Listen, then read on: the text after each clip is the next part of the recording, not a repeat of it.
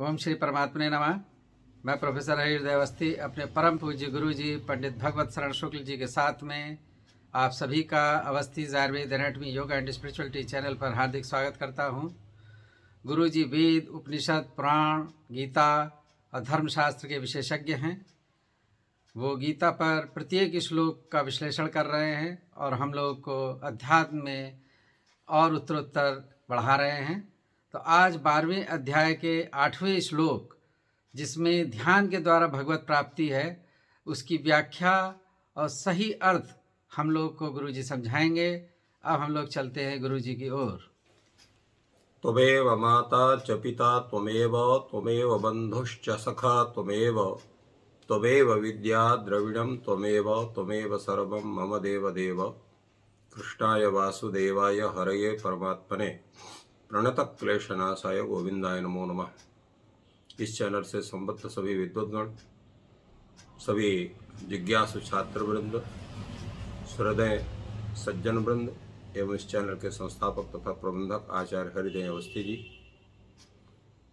भक्ति योग नामक 12वें अध्याय की चर्चा हम लोग इस गीता ज्ञान यज्ञ के प्रसंग में कर रहे हैं।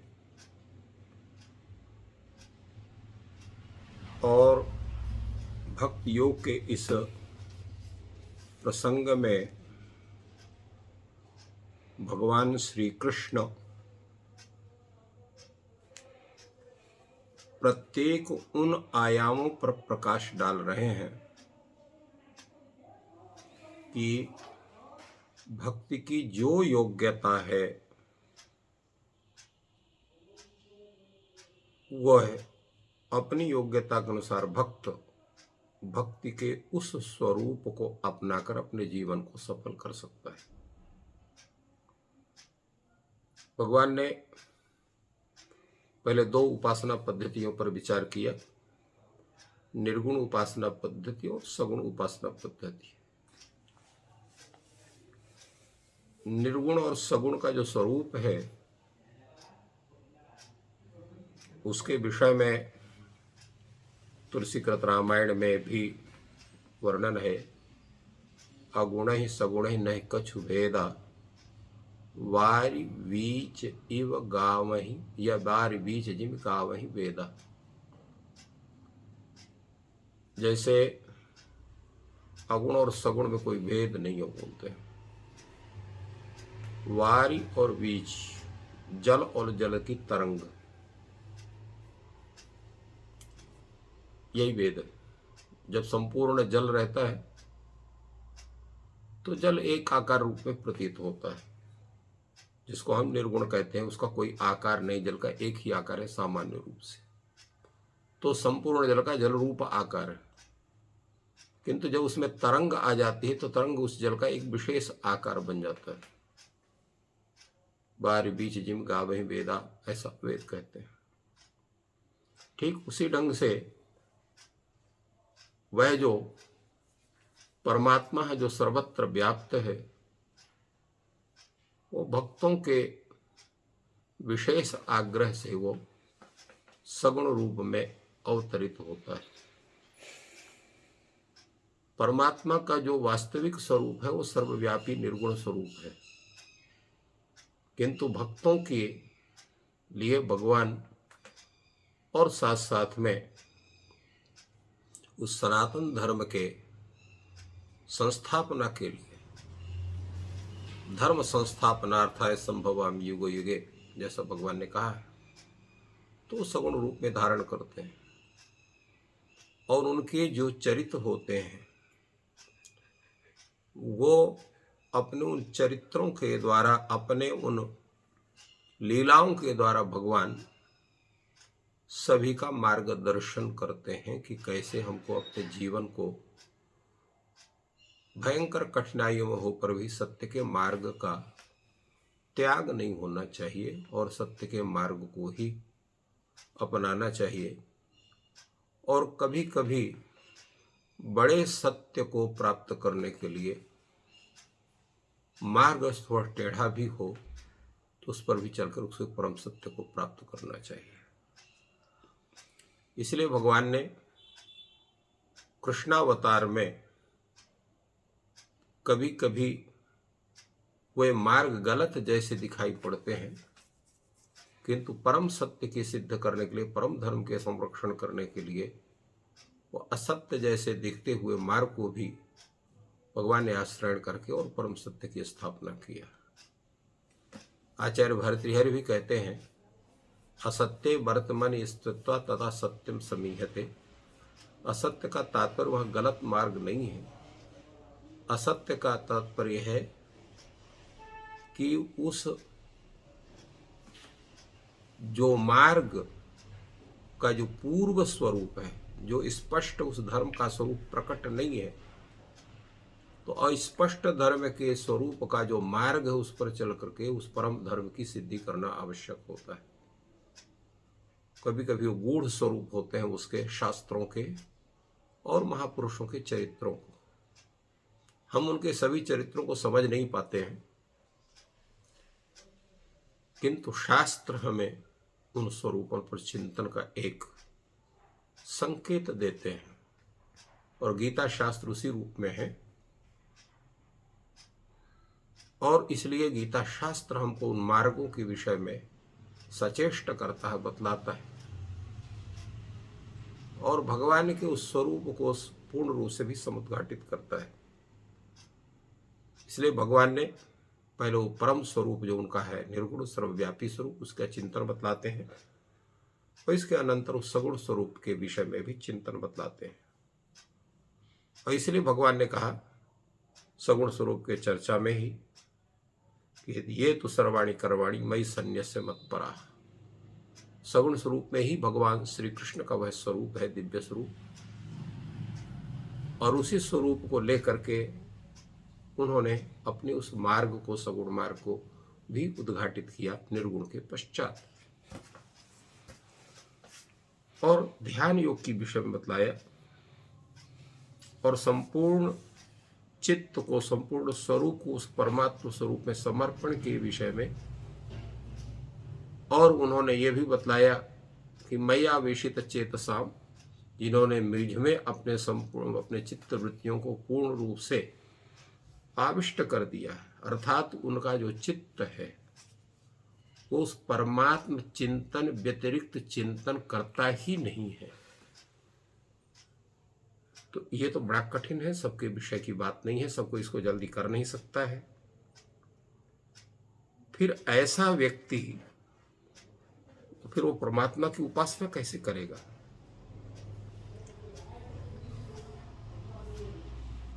उसका प्रकार क्या होगा कि हम उस मन को उस परमात्मा पूर्ण रूप से आवेशित कर सके, उसका तरीका क्या होगा? क्योंकि तेषाम हम समुद्धरता मृत्यु संसार सागरात भवाम नचिरात परथ मैयावेशित चेतसाम, ये जो श्लोक है इसे मैयावेशित चेतसाम शब्द का जो है स्पष्ट स्वरूप होता नहीं है। तो अगले श्लोक में भगवान उसका पूरा विवरण प्रस्तुत करते हैं। मय्येव मन आधत्स्व मयि बुद्धि निवेशय निवसिष्यसि मय्येव अत ऊर्ध्वं न संशय। ये मयावेशित चेतसाम का एक, जिसको हम लोग प्रैक्टिकल कहते हैं, ये प्रैक्टिकल है। कैसे हम मन को, अपने चित्त को हम उस परमात्मा में आविष्ट कर सकते हैं। कल हमने बताया था अंतःकरण की 4 वृत्तियों को लेकर के, मन, बुद्धि, अहंकार और चित्त, ये 4 अंतःकरण की वृत्तियां हैं। तो मन को भी लगाना है, चित्त को भी लगाना है, बुद्धि को भी लगाना है, अहंकार को भी लगाना है। क्योंकि जो बुद्धि है और चित्त भी एक प्रकार का है, मन की एक वृत्ति हम कह सकते हैं उसको, परंतु फिर भी उसको अंतःकरण की वृत्ति में उसको हम अलग मानते हैं। क्योंकि चित्त जो है एक वो भी बुद्धि विशेष है जिसका प्रथम लगाव होता है उस वस्तु विशेष से या विषय विशेष से। बुद्धि उस पर विचार करती है, मन उससे संकल्प विकल्प करता है और अहंकार उस प्रवृत्ति को दृढ़ करता है। तो ये 4 वृत्ति है, लगाव होना, विचार करना, संकल्प विकल्प विषयक सिस्टम को सेट करना और इसके अनंतर उसमें पूर्ण रूप से स्थिर होना। ये 4 वृत्तियां अंतःकरण की बनती हैं और उसमें सबसे प्रबल, सूक्ष्म और जो सर्वप्रथम उसे प्रवृत्त करने का संकल्प विकल्पात्मक जो उसका स्वरूप है वो मन का है। इसलिए मन की जो परिभाषा दी गई है, संकल्प विकल्पात्मकम मनः, एतत् कर्तव्यम एतत् न कर्तव्यम, ऐसा जो संकल्प करना या विकल्प करना वो मन का स्वरूप है। इसलिए भगवान ने पहले मन को पकड़ा। मन के विषय में पूर्व में भी चर्चा आई है। उसमें जब अर्जुन कहता है कि चंचलम ही मनः कृष्ण प्रमाथि बलवत् दृढ़म तस्याहम निग्रहम मन्ये वायु सुदुष्करम, मन बड़ा चंचल है, वायु को मन बस में किया जा सकता है, मन को बस में नहीं किया जा सकता है। तो भगवान ने उसका बड़ा सुंदर उत्तर दिया था कि अभ्यासेन च कौन्तेय वैराग्येण च गृह्यते, अभ्यास और वैराग्य से मन को अपने उसको बस में किया जा सकता है उसको। इसलिए भगवान ने यहां पर भी कहा मय्येव मन आधत्स्व, सर्वप्रथम मन को हमारे में लगाओ, उसको आवेशित करो, क्योंकि सबसे कठिन कार्य है मन को लगाना। मन चंचल है, कभी इस विषय पर है तो कभी उस विषय पर है, कभी इस इंद्रिय के साथ होकर के विषय ग्रहण करता है तो कभी उस इंद्रिय के साथ में होकर के विषय ग्रहण करता है, कभी किसी के साथ रहता है कभी किसी के साथ रहता है। तो इसलिए मन को सर्वप्रथम उसमें लगाना पड़ेगा। मय्येव मन आधत्स्व, सर्वप्रथम मन को आप उस परमात्मा तत्व में स्थिर करो, जो सबसे बड़ा कठिन है। अगर उस कठिन चीज को पार कर लिया गया, अगर पहली सीढ़ी आपने पार कर लिया तो बाकी सीढ़ी तो आप पार कर ही लेंगे। तो पहले मन को उस परमात्मा में आवेशित करिए, मन में उनको इसलिए यहां पर भगवान ने जो कहा मय्ये मन आधत्स्व, मन को पहले मुझ परमात्मा में उसको लगाओ। पहले उसको लगाने का मतलब क्या है, उसको पूर्ण रूप से वहां दृढ़ करना है। फिर इसके बाद बुद्धि का नंबर है, मयि बुद्धि निवेशय, फिर बुद्धि को लगाइए। मन उसमें आ गया, बुद्धि ने उसके प्रत्येक पक्षों को अपने तर्क के माध्यम से उसको समझ लिया कि नहीं, जिसको हम आत्मसात करने जा रहे हैं, जिसमें हमने इस मन को लगाया है, वो वस्तु पूर्ण रूप से उचित है, उसमें जितनी विसंगतियां हैं वो कोई नहीं है, परम शुद्ध है, परम कल्याणकारक है आदि विचार उस बुद्धि के द्वारा बन गया और बुद्धि ने उस बात को समझ लिया। और जब बुद्धि होगी तो चित्त का फिर लगाव होगा, चित्त उसमें जाएगा और इसके बाद जब चित्त हो गया तो उसकी फिर अप्रवृत्ति नहीं होती, फिर प्रवृत्ति ही होती है। इसलिए भगवान निवशिष्यसि मय्येव, अहं तत्व जो है उस आपके चित्त को, मन को, बुद्धि को पूर्ण रूप से वहां पर स्थिर कर देता है। इसलिए भगवान ने कहा मय्येव निवशिष्यसि, मेरे में ही तुम्हारा निवास होगा, अतः ऊर्ध्वं न संशयः, इस विषय में किसी प्रकार की संशय करने की आवश्यकता नहीं है। परंतु सर्वप्रथम जो कठिन है, जिसके विषय में अभी हमने चर्चा की, वह है मन को पूर्ण रूप से स्थिर करने की, मन को लगाने की। क्योंकि जब मन लगेगा तभी बुद्धि वहां पर प्रविष्ट होकर के उसके प्रत्येक पक्षों को, प्रत्येक पहलुओं पर विचार करके अपने तर्क के द्वारा उसको दृढ़ करने का विचार करेगी। तभी जो है उसमें चित्त का लगाव होगा, चित्त के लगाव होने से ही उसमें आपकी जो प्रवृत्ति है वो दृढ़ीभूत होगी। इसलिए जैसा भक्ति के जो उसके क्रम है वो भी यही है। जैसा कल इस पर विचार हुआ था कि जाने बिन न होय प्रतीति, बिन प्रतीति होय नहीं प्रीति, प्रीति बिना नहीं भगत दृढ़ाई, जिम खल गएश जल की चिकनाई। तो भक्ति का वही स्वरूप ही है। सर्वप्रथम जानना, जानने के पहले आप क्या करेंगे? आप मन को लगाएंगे, मन को लगेगा तो बुद्धि जाएगी, बुद्धि से तब जानना होगा। मन से पूर्व प्रवृत्ति होगी, सामान्य प्रवृत्ति, फिर दृढ़ प्रवृत्ति। सामान्य प्रवृत्ति मन की होगी, बुद्धि से विचार होगा, चित्त से जाने बिन न होए प्रतीति। प्रतीति होना क्या है? वही है चित्त का लगाव होना। और बिन प्रतीति होए नहीं प्रीति।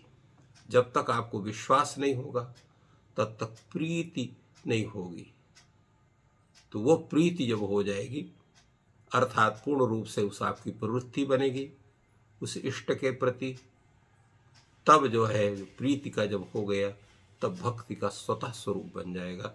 तो प्रीति बिना नहीं भगत वो दृढ़ हो गया। फिर तो जब मन का निवेश, बुद्धि का निवेश, चित्त का निवेश अहंकार की दृढ़ता के साथ जब वो हो जाता है तब मय्येव निवसिष्यसि।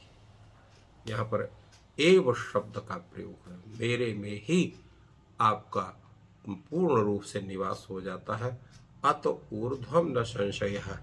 इसके पश्चात फिर इस विषय में किसी भी प्रकार का संशय ही नहीं रह जाता, क्योंकि व्यक्ति जब उस परमात्मा तत्व से परिचित होकर के उस पर उसका पूर्ण रूप से निवास हो गया, उसमें चित्त का प्रवेश हो गया, तो फिर भगवान की जिम्मेदारी होती है कि उन्हें क्या करना है। इसलिए भगवान ने पूर्व श्लोक में कहा है, तेषाम अहम समुद्धरता मृत्यु संसार सागरात। स्वयं फिर भगवान उसका योगक्षेम का निर्वहन करते हैं, क्योंकि जब भक्त कह देता है कि मैं आपका हूँ तो भगवान स्वयं उसको कह देते हैं तुम मेरे हो। और फिर जो उनका हो गया उसकी रक्षा करने का भार उनका स्वयं का हो जाता है। यही भक्ति की इसकी जो श्रेष्ठता है, यही समर्पण की श्रेष्ठता है, और यही भक्ति योग के सिद्धांत का एक उसका मुख्य विचार है। गुरु जी ने भगवत प्राप्ति में मन, बुद्धि और ध्यान का विशद विश्लेषण किया। हम लोग उनकी ज्ञान वर्षा से लाभान्वित हुए, और ये लाभ आपके मित्रों को, आपके परिजनों तक भी पहुँचे। इसके लिए वीडियो को लाइक और शेयर करें। आपका दिन शुभ हो, ईश्वर आपकी सहायता करें। धन्यवाद।